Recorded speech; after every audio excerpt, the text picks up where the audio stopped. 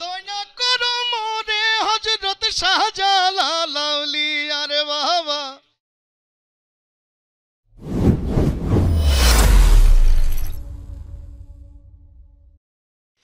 আসসালামু আলাইকুম, আমি পাপ্পুরাজ।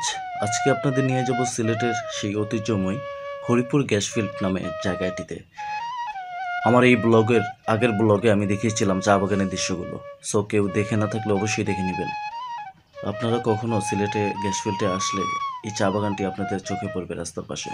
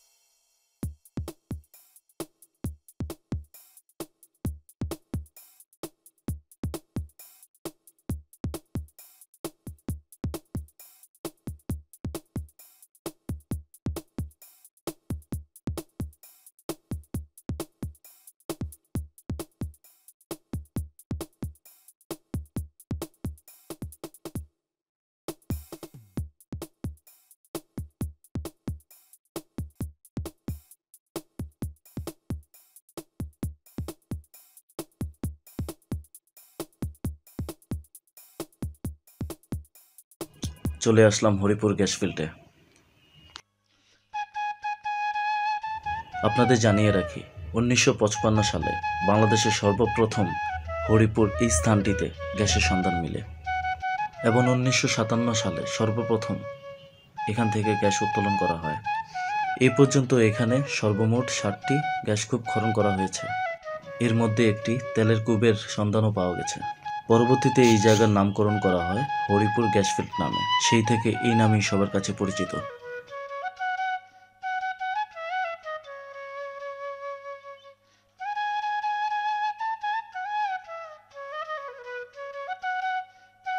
পাহাড়ের পাশেই একটি জমিনে ছোট ছোট এরকম অনেকগুলো ছিদ্র আছে, যেখানে আগুন ধরিয়ে দিলেই বড় ছিদ্রটাতে আগুন ধরে ওঠে। কি অবাক বিষয়! জানা যায় এই এলাকা বা এই গ্রামে ছড়িয়ে ছিটকে আছে গ্যাসের খনি। শুধু তাই নয়, পুরো হরিপুর জুড়েই রয়েছে গ্যাসের খনি।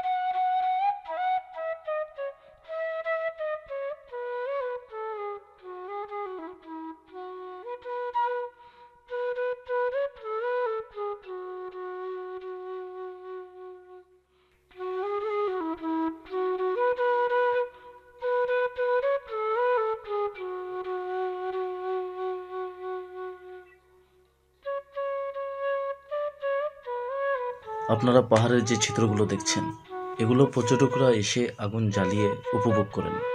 এই পাহাড়টি পর্যটকদের কাছে বিভিন্ন নামে পরিচিত। কেউ কেউ আগুন পাহাড় বলেন, আবার কেউ বা পোড়া পাহাড় নামে চেনেন। আর এর কারণ হলো এখানে অতিরিক্ত গ্যাসের খনি ছড়িয়ে ছিটকে থাকার কারণে আপনি যেখানেই আগুন জ্বালাবেন সেখানেই আগুন জ্বলে উঠবে। তাই এই স্থানটিতে বিভিন্ন জায়গা থেকে ছুটে আসেন পর্যটকরা। আর এই কারণেই এই জায়গাটি হয়ে গেছে পর্যটকদের দর্শনীয় স্থান।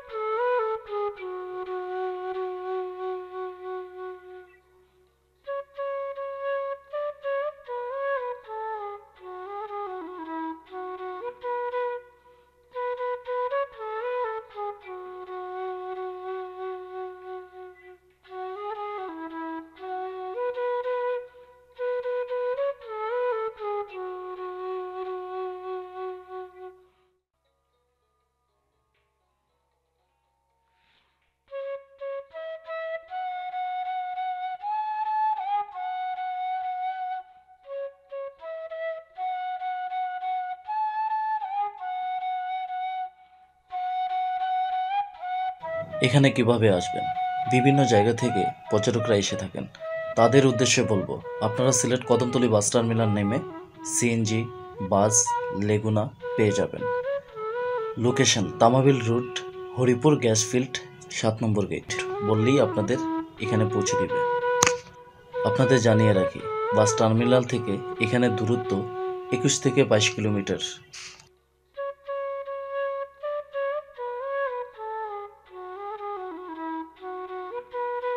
চলুন আপনাদের পাহাড়ের উপরের দৃশ্যগুলো দেখিয়ে আনি।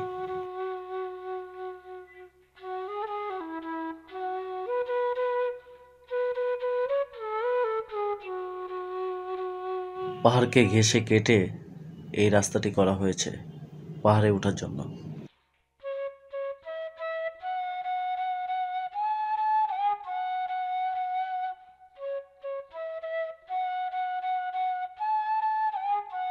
তবে রাস্তাটি বর্ষাকালে খুবই বিপজ্জনক।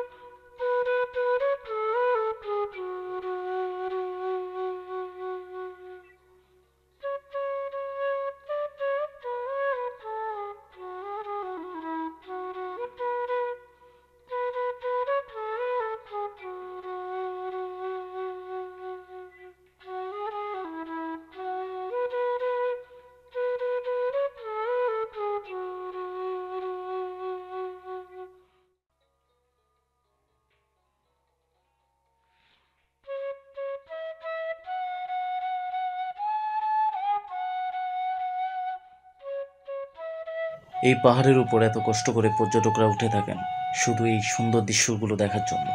এখান থেকে পুরো এলাকাটাই দেখা যায়। শুধু তাই নয়, এখানে পর্যটকরা সূর্য ডুবাটাকেও এখান থেকে দেখতে, উপভোগ করতে চলে আসে এখানে।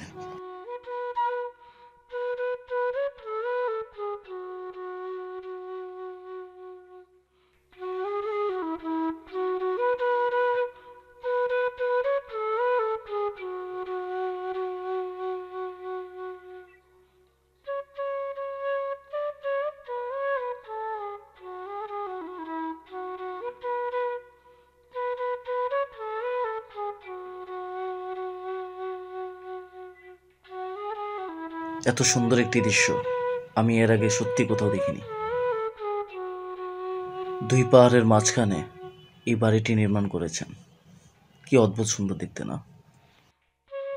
আপনাদের জানিয়ে রাখি, গ্যাসের সন্ধান পাওয়ার আগে এই এলাকা বা এই গ্রামে না ছিল কোনো বসতবাড়ি, না ছিল কোনো রাস্তাঘাট, পুরোটাই ছিল পাহাড় জঙ্গলে ঘেরা।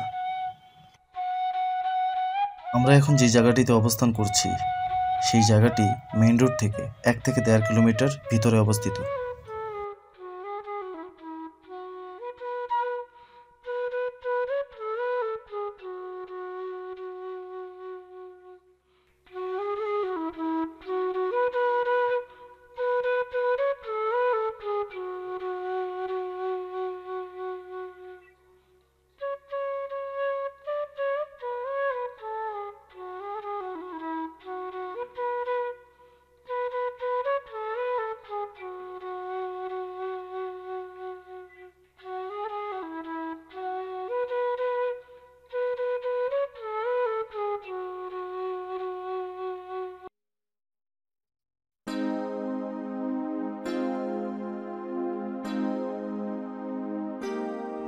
কি সুন্দর প্রকৃতি, এ যেন রূপকথার রাজকন্যা।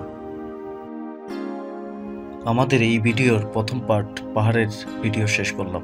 চলুন আমরা এর পরে যে দৃশ্যগুলো দেখব সেই দৃশ্যটা হলো এখান থেকে পায়ে হেঁটে গেলে 2 মিনিট লাগে, যেটাকে স্থানীয়রা উতলা পাহাড় বলে থাকে আর পর্যটকরা আগুন পুকুর নামে চিনে থাকেন।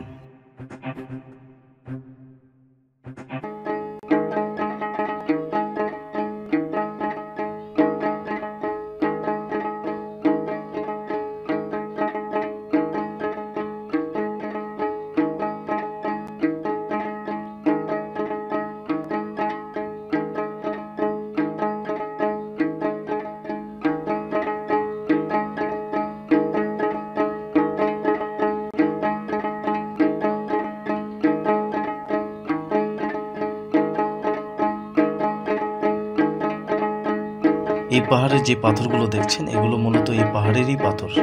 এগুলোকে বলা হয় পাহাড়ের পাথর।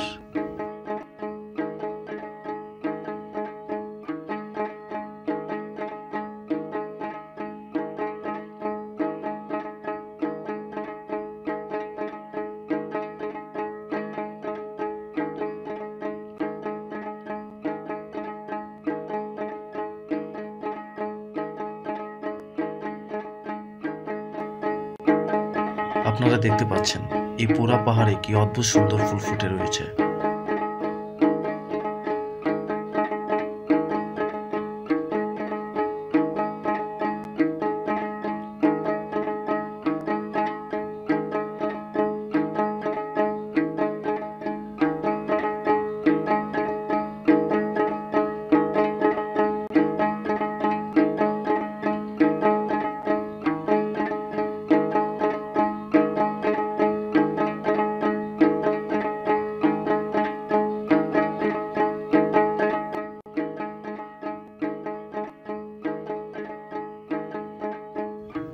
আমি হাঁটতে হাঁটতে চলে আসলাম সেই আগুন পুকুর বা উতলার পাহাড়, সেই পুকুরটিতে।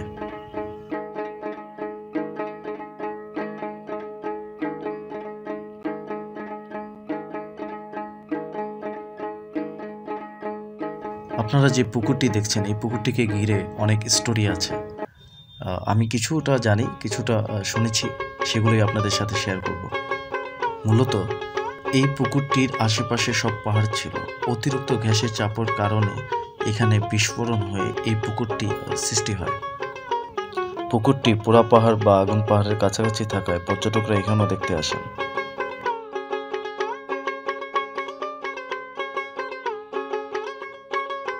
অবাক হবেন, এই পুকুরে ম্যাচের কাঠি দিয়ে আগুন ধরালে এখানেও আগুন জ্বলে উঠবে। আমি অবাক হলাম, এখানে ম্যাচের কাঠি দিয়ে আগুন ধরালে তো পুরো পুষ্কুনি ধাও ধাও করে জ্বলে ওঠার কথা, সেখানেই নিমেষেই আগুন জ্বলে নিভে যাওয়ার কারণ আমাকে অনেকটা অবাক করেছে। এখানে আপনাদের আগুন জ্বালিয়ে আমি দেখাতে পারলাম না নিষেধবাধার কারণে।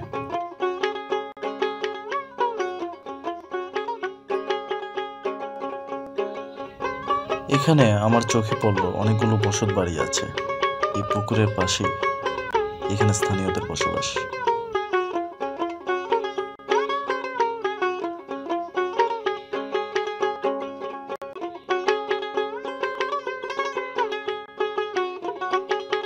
আরেকটি কথা জানিয়ে রাখি, এই পুকুরটির পাশে চা বাগানও রয়েছে।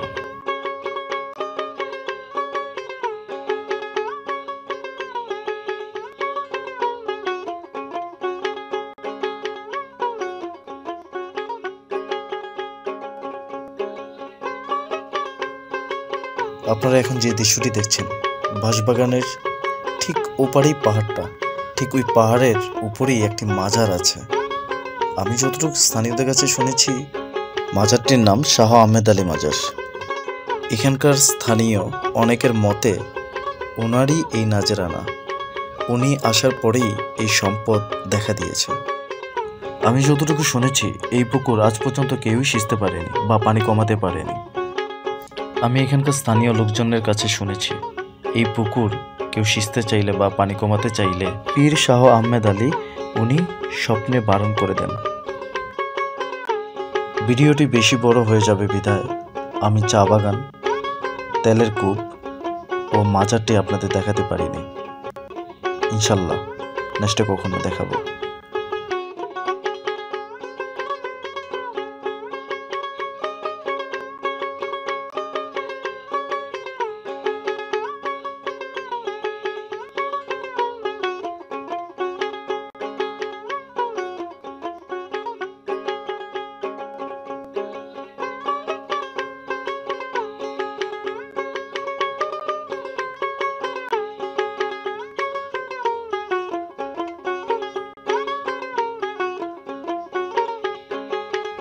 ভিডিওটি আজ এই পর্যন্তই। ভিডিওটি সবার কাছে কেমন লাগলো সবাই কমেন্ট বক্সে জানাবেন।